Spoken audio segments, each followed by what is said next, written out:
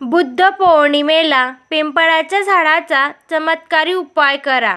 बुद्ध पौर्णिमेच्या दिवशी पिंपळाच्या झाडाचा हा खास उपाय करा. जर तुमच्या घरी पिंपळाचे झाड नसेल तर मंदिरात किंवा पवित्र ठिकाणी जाऊन, जिथे पिंपळाचे झाड असेल तिथे जाऊन झाडाच्या मुळाशी शुद्ध पाणी शिंपा आणि दिवा अगरबत्ती लावून झाडाला पांढरी किंवा पिवळे फुले अर्पण करा. भगवान बुद्धांची आराधना करा. झाडाच्या मुळाशी दूध, मध, तूप आणि पाणी याचे पंचामृत बनवून अर्पण करा.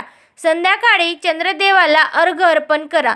चंद्रदेवाला अर्घ्य अर्पण करताना तांब्याचे किंवा पितळेच्या भांड्यात पाणी घेऊन त्यात फुले टाकून अर्पण करा. महिलांनी बुद्ध पौर्णिमेच्या दिवशी उपवास करावा आणि चंद्र पाहिल्यानंतरच उपवास सोडावा. यामुळे संतती, सुख आणि दीर्घ आयुष्याचा आशीर्वाद मिळतो. श्री स्वामी समर्थ. जय जय स्वामी समर्थ.